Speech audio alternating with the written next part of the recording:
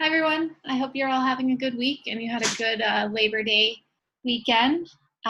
This is the first lecture video, and this one will be relatively light because, as you probably noticed, the readings were not super dense. That will change really quickly, but I tried to keep it light for the first week.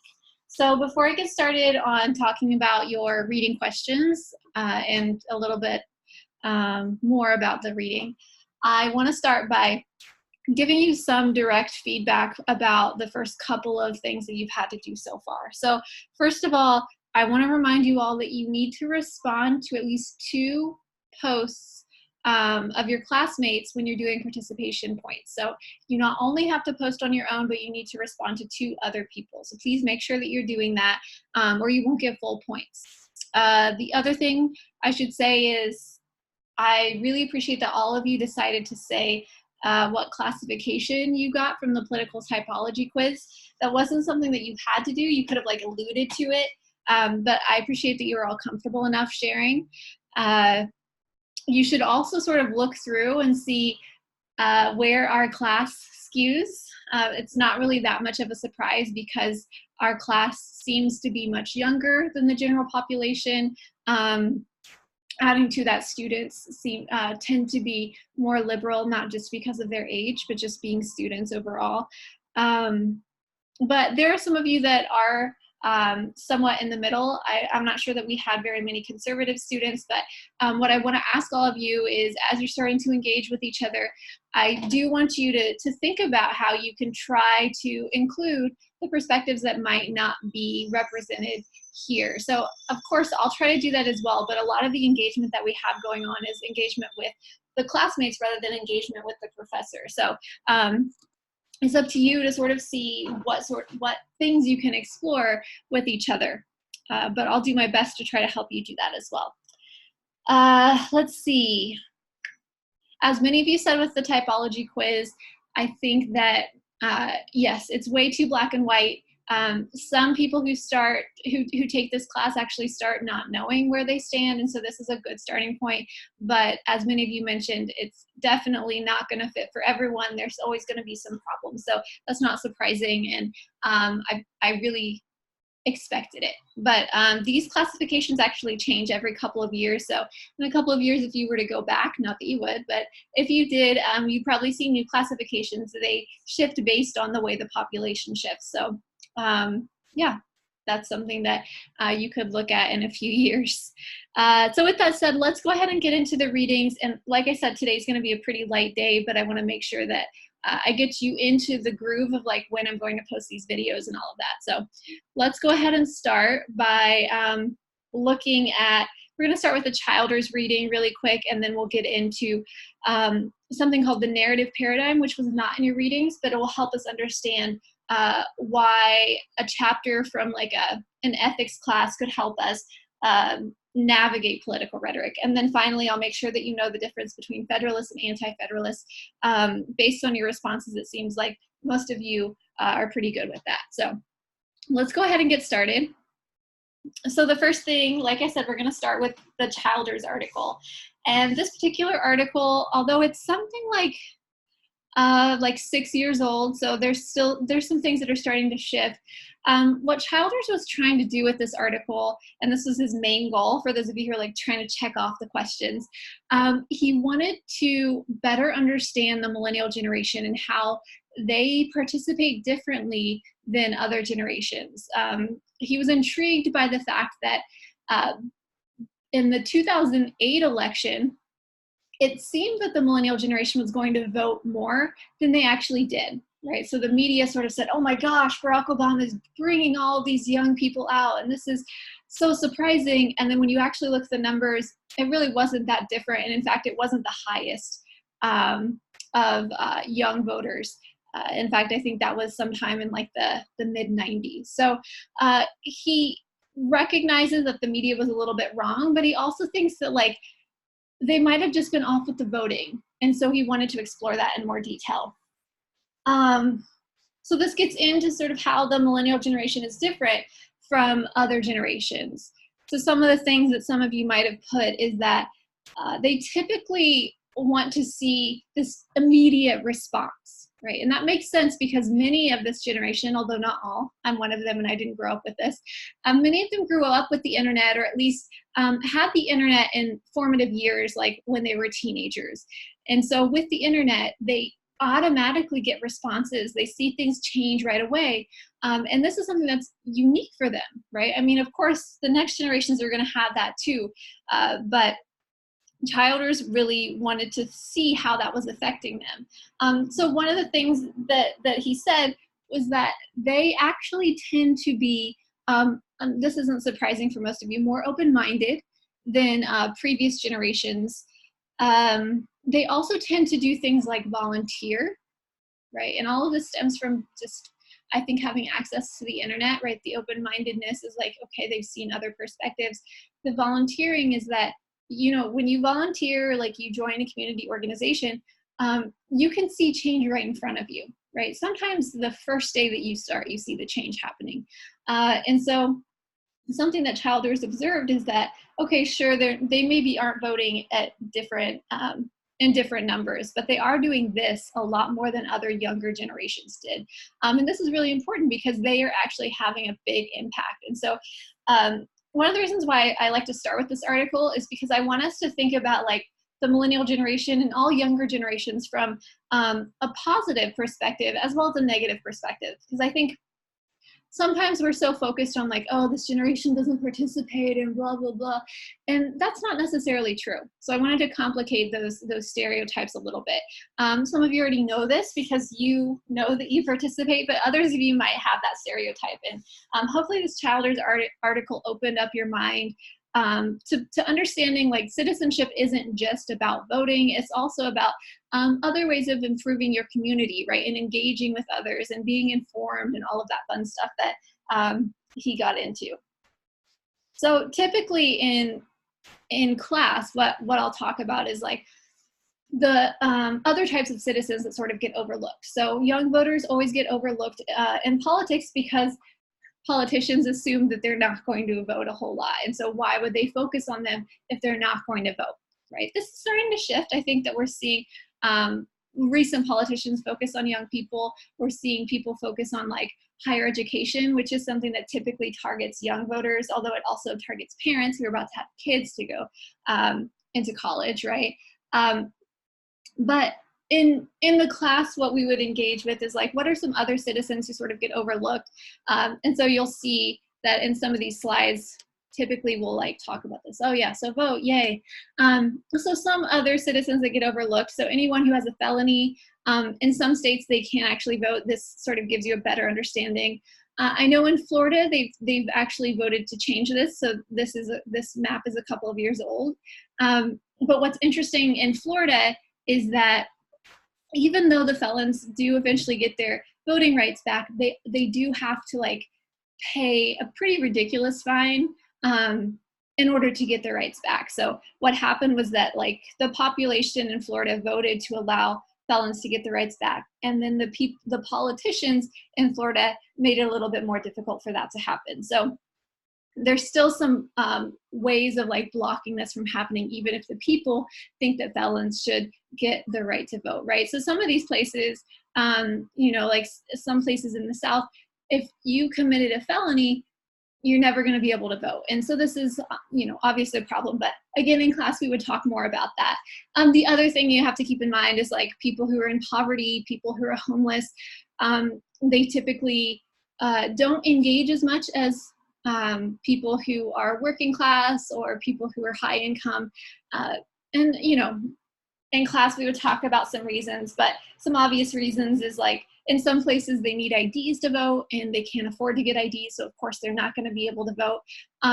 Other times, maybe they think their vote doesn't matter. Maybe they're too busy trying to like live that they don't have time to vote. So there are a lot of other reasons why, but again, in class, we would talk more about that. Let's go ahead and move forward and talk a little bit about a rhetorical concept known as the narrative paradigm. So again, as I said before, the narrative paradigm was not in your readings, but it allows for us to understand why a history or an ethics book would be appropriate for a political rhetoric course. So Walter Fisher's narrative paradigm tells us that we sort of base our behavior on the stories that we've been told, right? So as the slide says, we explain or justify our behavior based on stories. So when I say stories, I mean true stories and false stories and everything in between. So things that you learn in history class, the stories that your caretakers tell you, the stories that you learn at work, all of those things shape what you're doing, right? And so Walter Fisher felt like there were sort of two different levels to the way these stories function. So the first one is probability. And think about this as like whether a story could actually happen. Like you think logically, yes, I think that this would happen. So for example, if I were to tell you a story about my life and, you know, like my day, right, it would be pretty boring. But my story would start like, okay, I woke up, I got out of bed, I brushed my teeth, I changed into clothes, blah, blah, blah. Like all of that, for many of us, we already do it, right? So in our minds, it has probability because rationally, not only do we do it as individuals, but we know that most other people do it as well, right? A story has fidelity if it rings true to you, right? So if individually, you don't actually like wake up and brush your teeth, you like save that until like the middle of the day, then my story has lost some fidelity because that's not something that you can connect with. To sort of relate this to politics, think about this as like the story that we're told, okay, people can, you know, build themselves up by their bootstraps, like pull themselves up by the bootstraps. They're able to do this and they're going to be just fine no matter if they're like low income or whatever. For some of us, at least growing up for me, and I think maybe this is shifting, that story sort of had probability because I had been told that story so many times and I saw it in television shows, I saw it in films, I heard politicians talk about it. And so I felt like, yeah, this makes sense. Like you should be able to work hard and then get what you want, right? But as I grew older and, you know, I started to really watch my mom's experience, my own experience, I started to realize that those particular stories don't have fidelity for me, right? So I don't see that just because you work really hard and you like pull yourself up by whatever bootstraps are that I don't have, even saying bootstraps doesn't have fidelity for me, right? Those stories don't connect with me anymore because I've seen people work really hard and not get the thing that they want, right? And so that's the difference between fidelity and probability. Probability can be shifted if a lot of other people are sort of like, no, many of us no longer see this probability, and we all agree that you can't just work hard and then get what you want, right? Then all of a sudden that probability shifts, and then those types of stories will probably stop because they don't connect on like this big level. Okay, so that was an explanation of the narrative paradigm. I want us to look at a couple of stories that help shape this. So we have the Boston Tea Party. So if you can't tell by this Lego portrayal of it, this idea of no taxation without representation, right? I don't even have to tell the whole story. If I just remember that part of the story, if that's the thing that I take away, then that is, you know, sort of shaping the way that I react, right? Let's see. Something else that, I mean, I call it a story, but, you know, it did happen. I know for some of you, when you hear story, you think, wait, that this is false. So another thing that happened that might shape the way that the things that we do is the Great Compromise. So your textbook got into this. I really hope this is a review for you. But this is to help some of you who like feel uncomfortable talking about politics to sort of think about at least how this country was formed, and then we can talk about how things have changed or what we expect today. So when we talk about the Great Compromise, right, at least when I was told this throughout K through 12, it was talked about in a really positive way, right? Okay, finally, like we come together and everything's happy. And yes, it was like a process and we worked really hard. All of that like makes me, you know, sort of shapes the way that I see politics and government, right? Like I think, okay, we should be compromising, we should be working together, especially because we saw the positives, right? There's something that I think sometimes doesn't get talked about a whole lot, but is talked about in your text, and as part of the Great Compromise is the 3/5 law, right? So this is when people who were slaves were considered 3/5 of a person, and this particular time, overwhelmingly the people who were slaves were Black, right? And so what's happening here is that people who are Black are starting to be considered 3/5 of a person. And I'm telling this part of the story because perhaps in history class, if you were Black, or if you, maybe even if you weren't Black, but you knew a lot about history, and we had a professor who maybe overlooked this part of the story, then the story probably didn't have fidelity for you, because you were like, yeah, it's a great compromise, it's called that, but it wasn't so great for many people, right? And so that might be something that could have, like, you wanted to push back, because for you, even though you were taught that it should have probability that this is a great story, it didn't have fidelity that it was a great story, right? And on top of that, the fact that, you know, a lot of African Americans were 3/5 of a person is still shaping the way that many African Americans and Black individuals are treated even today, right? Yes, it's not the same context. There are things that have changed, but you know, we still have this huge wound, and this is part of that huge wound that I think more of us are starting to focus on, but it was sort of missing, right, from the conversation for a long time, or at least glossed over. All right, so we've talked a bit about the Great Compromise and how the story sort of shapes us, right? The last thing that I want us to think about is the people who were doing this Great Compromise. So when we're talking about Federalists versus Anti-Federalists, right? And I'll get into this Real ID Act in just a second, but for those of you wondering, for your questions, this is the last one there. A Federalist is someone who prefers a strong, centralized federal government, right? So it's someone who would prefer, like, the people in DC to do as many of the things as possible for us, rather than an anti-federalist who, and this is very simplified, but an anti-federalist who prefers, like, the states to be able to do things and the local governments to be able to do things.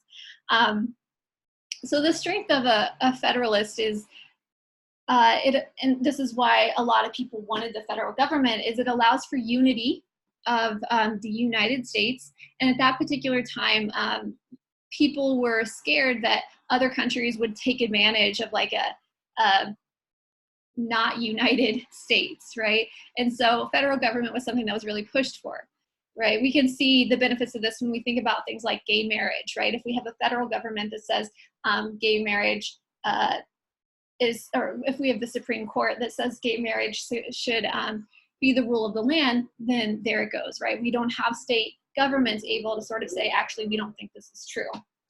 But on the flip side, anti-federalists sometimes prefer this because, I mean, there's a lot of reasons. Sometimes it's, you know, they're putting in a lot of tax dollars to the federal government, and they might not be getting things back. Anti-federalists might think that, you know, like, for example, California is very different from Indiana, right? And so an anti-federalist would say, let Indiana do their thing, right? Whatever it is they want to do. And we're going to be in California figuring out our own stuff. We're not interested in having a great compromise with a super conservative state like Indiana. We don't want the federal government, like, risking what's going on here in California in order to get a compromise, right? But as we can see with things like gun control, where we have different rules throughout the states, that can become really complicated, right? So there's strengths and weaknesses to both sides. One example that I want to give to you that sort of shows where we're at with federalism and where it can be really complicated is something called the Real ID Act, which was actually passed in 2005. And basically what this says is we need to have IDs throughout the United States that are not exactly the same, but they need to have very similar things on them, so that this is supposed to help with things like security, right? So that people can't fake IDs. But the problem became that the federal government strong central federal government said, all of you states need to figure this out. Many states, and California is included in that, sued the federal government and said, well, we don't really have the money to do something like this, and this is unfair.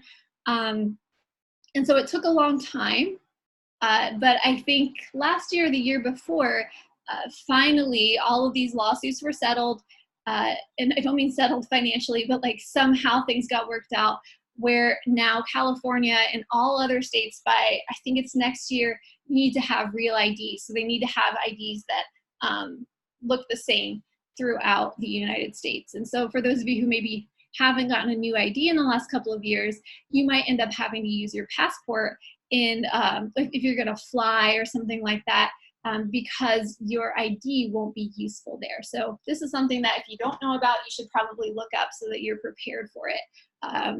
And again, you having to buy an ID was something that, a new ID, was something that California and other states were like, this isn't really fair.